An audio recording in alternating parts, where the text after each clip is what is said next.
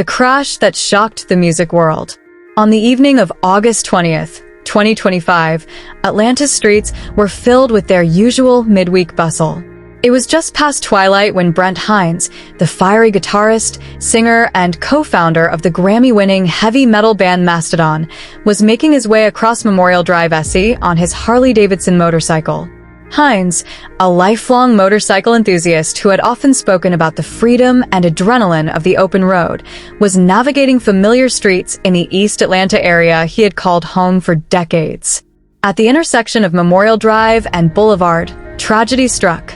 A BMW SUV attempted to turn across traffic, failing to yield to Hinds's motorcycle. The impact was devastating. Witnesses reported that the bike collided with the front of the SUV, throwing Hinds violently onto the pavement. Emergency responders rushed to the scene, but it was too late. At 51 years old, one of heavy metal's most unique creative forces was gone. The Fulton County Medical Examiner's office later confirmed his death, leaving fans, friends, and fellow musicians stunned by the suddenness of the loss. Atlanta police opened an investigation into the circumstances of the crash, but early statements suggested negligence on the part of the SUV driver, who failed to yield at a crucial moment. For Hinds's family and the global heavy metal community, the specifics hardly mattered. A towering figure in modern rock had been lost in an instant. From Helena, Alabama, to Atlanta, the making of a musician. William Brent Hinds was born on January 16, 1974, in Helena, Alabama, a small town outside Birmingham. Growing up in the American South shaped much of Hinds's musical outlook. Surrounded by blues, country, and southern rock traditions, he developed a guitar style that carried those influences into the world of heavy metal. Friends later described him as restless, creative, and fiercely independent from an early age. As a teenager, he fell in love with the guitar, teaching himself by ear and absorbing everything from bluegrass picking to ZZ Top riffs. Unlike many metal musicians who came of age immersed purely in thrash or punk, Hinds's playing always carried traces of country twang and blues phrasing. This would later become one of Mastodon's trademarks, a progressive, heavy sound grounded in earthy southern roots.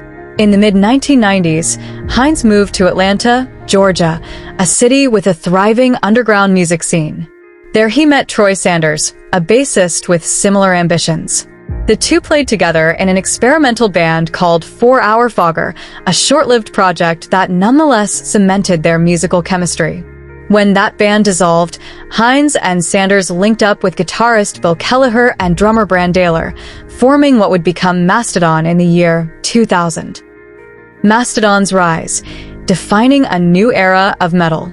The formation of Mastodon marked the beginning of a 2-decade journey that would reshape modern metal. From the outset, the band rejected simple formulas.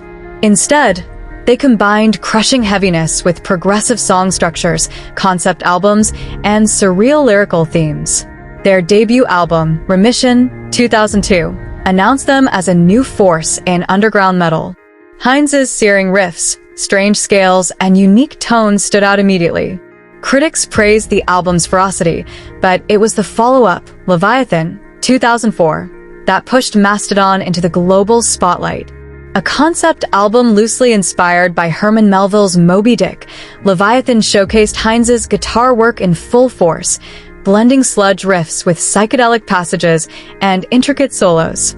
Metal publications hailed it as one of the best metal albums of the decade. The band continued to push boundaries. Blood Mountain, 2006, experimented with even more progressive structures.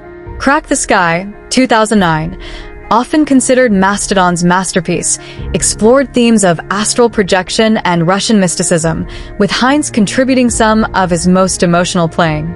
Fans were struck by the way his guitar could move from brutal heaviness to haunting melodies within the same track.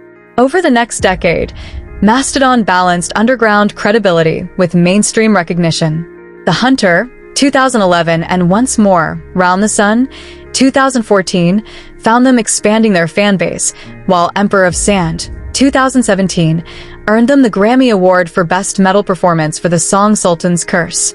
Their last album with Hinds, Hushed and Grim, 2021, was a sprawling double LP written in the aftermath of personal loss, widely praised for its depth and maturity. Throughout it all, Hinds' contribution was unmistakable.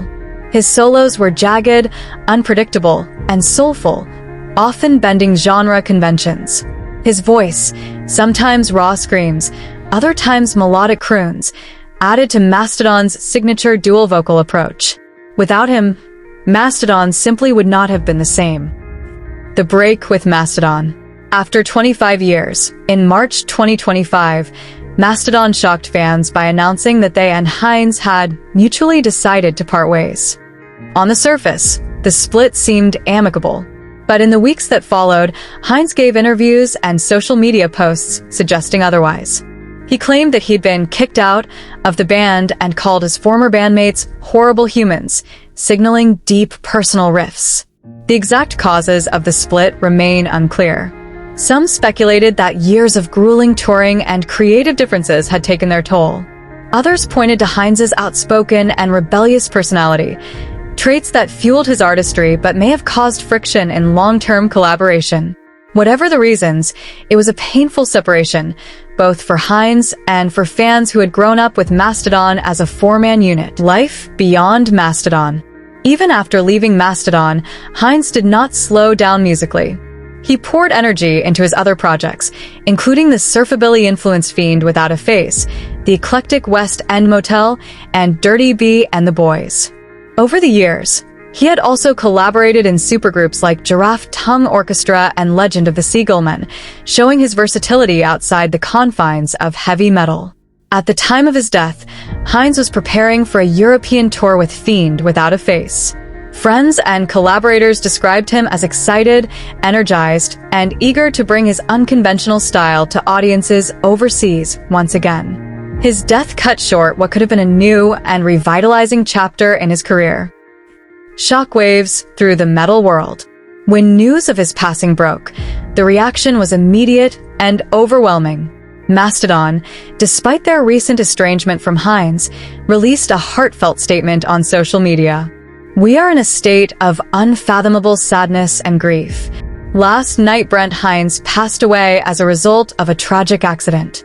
We are heartbroken, shocked, and still trying to process the loss of this creative force with whom we've shared so many triumphs, milestones, and the creation of music that has touched the hearts of so many. Our hearts are with Brent's family, friends, and fans.